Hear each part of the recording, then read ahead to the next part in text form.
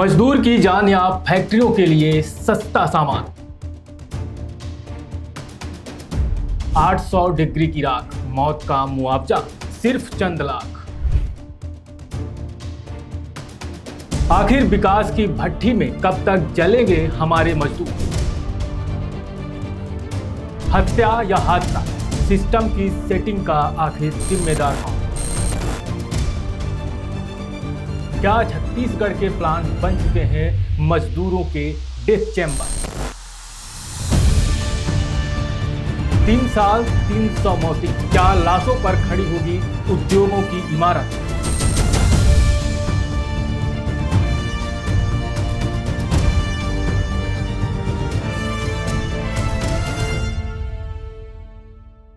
छत्तीसगढ़, जिसे हम भारत का पावर हब कहते हैं, वही छत्तीसगढ़ आज मजदूरों के लिए कब्रगाह बनता जा रहा है। चिमनी का गिरना हो, गैस का रिसाव हो या भट्ठी में विस्फोट, हर बार कारखानों की ऊंची चिमनियों से धुएं के साथ किसी गरीब के घर का चिराग भी बुझ जाता है। सबसे डरावनी तस्वीर तो खुद सरकार के आंकड़े पेश कर रहे हैं। विधानसभा में उद्योग मंत्री लखनलाल देवांगन ने जो जानकारी दी वो रोंगटे खड़े कर देने वाली है। पिछले 3 सालों में राज्य के कारखानों में 296 मजदूरों की मौत हो चुकी है और करीब 250 मजदूर घायल हैं। यानी हर दूसरे तीसरे दिन छत्तीसगढ़ के किसी न किसी कारखाने से एक अर्थी निकल रही है। आखिर किस लिए? आपको समझाते हैं। क्योंकि छत्तीसगढ़ के स्टील और पावर प्लांट में आजकल एक नई तरह की सेल चल रही है। ये सेल कपड़ों की नहीं, इंसानी जानों पर है। ऑफर ये है, आप आइए 800 डिग्री गर्म राख में झुलस जाइए या बॉयलर में फट जाइए। बदले में आपके परिवार को कुछ लाख रुपए का चेक मिलेगा और मामला रफा दफा। मतलब गजब की इकोनॉमी है भाई। मजदूर की जान की कीमत तय है। इधर शरीर से राख निकली, उधर चेक बुक से पन्ने निकले। खेल खत्म, पैसा हजम, सिलसिला वही पुराना। याद कीजिए 23 सितंबर 2009 का वो काला दिन, जब कोरबा के बालकों में 275 मीटर ऊंची निर्माणाधीन चिमनी ताश के पत्तों की तरह ढह गई थी। सरकारी फाइलों में 45 मौतें दर्ज हुई, लेकिन अपनों को खोने वालों का दावा था कि आंकड़ा कहीं अधिक बड़ा था।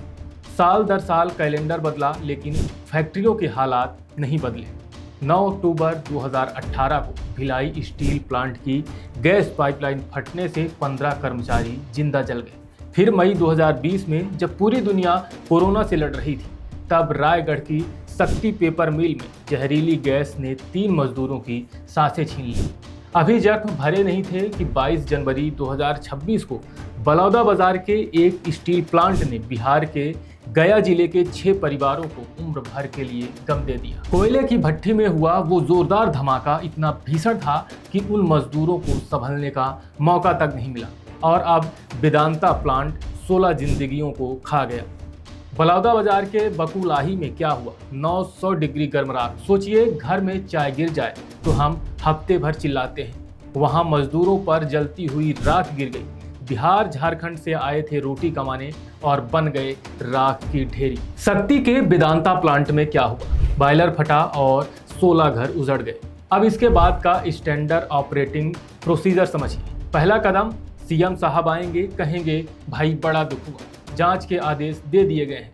दूसरा कदम, कलेक्टर और कमिश्नर साहब फाइलें मंगाएंगे, जो शायद अगले हादसे तक धूल खाएंगे। और तीसरा कदम, प्रबंधन 20 से 25 लाख का चेक थमाएगा। ये जांच शब्द भी बड़ा प्यारा है। ये जांच उस सरकारी फाइल की तरह है जो खुलती तो है पर कभी बंद नहीं होती। क्यों? क्योंकि अगर जांच सही से हो गई तो साहब लोगों की सेटिंग खराब हो जाएगी ना। विधानसभा में उद्योग मंत्री लखनलाल देवांगन जी ने एक आंकड़ा दिया। पिछले 3 साल में 300 मजदूर मर गए, 248 घायल हुए, 300 मौतें। ये महज नंबर नहीं, ये 300 परिवार हैं। लेकिन सरकार के लिए सिर्फ एक रिप्लाई है जो विपक्ष के सवाल पर देना पड़ता है।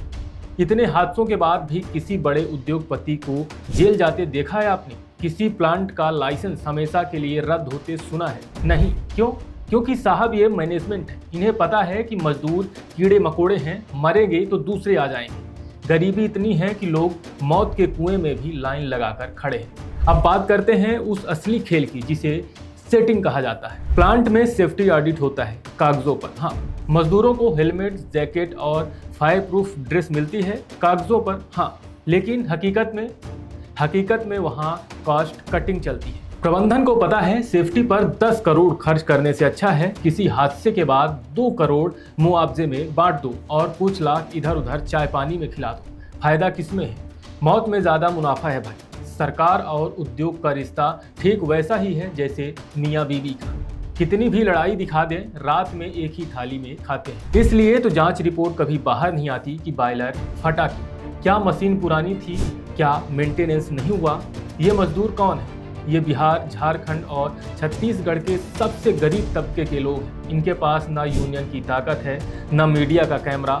इनके मरने पर शोर 2 दिन रहता है, फिर नई हेडलाइन आती है और हम भूल जाते हैं। प्रबंधन को पता है कि जनता की याददाश्त कमजोर है। वो बस चेक साइन करते हैं और अपनी अगली बड़ी गाड़ी का मॉडल देखते हैं। क्या 20 लाख रुपए में बाप वापस आ जाएगा? क्या 5 लाख में किसी का कटा हुआ हाथ वापस जुड़ जाएगा? अगर यही हादसा किसी रसूखदार के साथ होता तो क्या तब भी जांच ही चल रही होती? दोस्तों, जब तक हम और आप इन मौतों को सिर्फ एक खबर समझेंगे, ये फैक्ट्रियां ऐसे ही इंसानों को निगलती रहेंगी। ये विकास नहीं है, ये नरसंहार है जो किस्तों में हो रहा है। अगर सरकार वाकई गंभीर है तो मुआवजा नहीं, जेल और प्लांट बंदी की कार्रवाई करे। लेकिन क्या वो ऐसा करेंगे? सोचिएगा जरूर, क्योंकि अगली बार उस गर्म राख के नीचे कोई और नहीं, हमारे आपके बीच का ही कोई होगा। और तब तक साहब लोगों की सिटिंग जारी रहेगी।